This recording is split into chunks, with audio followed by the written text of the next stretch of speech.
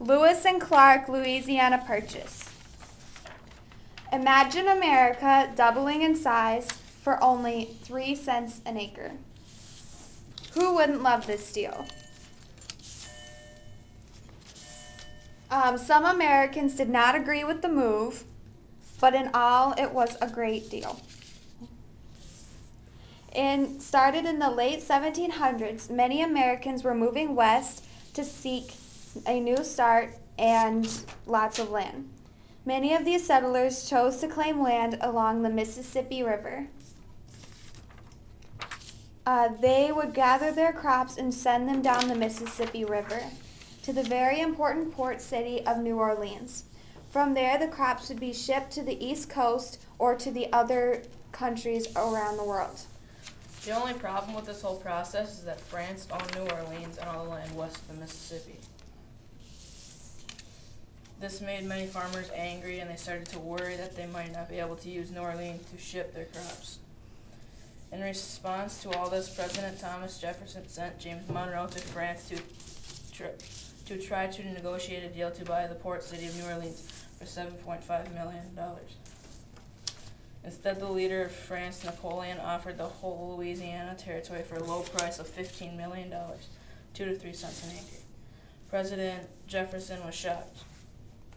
He wanted to buy this land, but some people did not agree that it should be bought because it does not state in the Constitution that the president can buy land.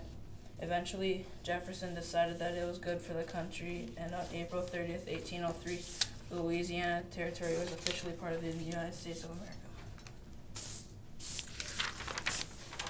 All the land was unexplored, though. Many people believed that there was a Northwest Passage that was a water route through the continent to the Pacific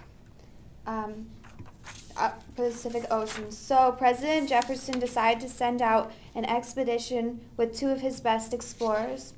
So Meriwether Lewis and William Clark. They departed on May 14, 1804, with 33 other men and headed out into the Louisiana Territory. They traveled until the winter of 1804 through 1805. They built a fort near the present-day North Dakota. Here they met the shoeshine wife, Sacagawea, who would help them with translations, and fur trapper Toussaint Charbot. They would be proved to be very helpful. After the winter, they followed the Missouri River to around present-day Portland, Oregon. Now they were facing their second bitter winter. They built Fort Clatsop near present-day Estuary, Oregon. They often got into conflicts with Native Americans. One night they found half of their horses gone and had not seen one Indian.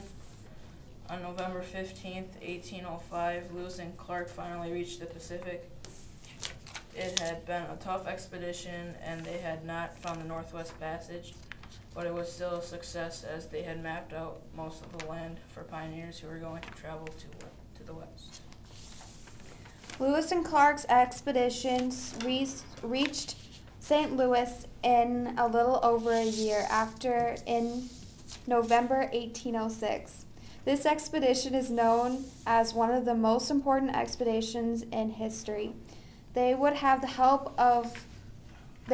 done it without the help of Native American, especially Sacagawea. The Louisiana Purchase is considered by many to be the most important land acquisition by the United States ever. This purchase contained 15 present-day states and 2 Canadian provinces. In all, the Louisiana Purchase took up about 23% of present-day America. Today, the city of New Orleans continues to be one of the most important shipping ports in the country. The Louisiana Purchase also had an effect on our manifest destiny. At the time, this was for our country to keep growing and growing. When we doubled in size of our country, many people believed our manifest destiny was coming true.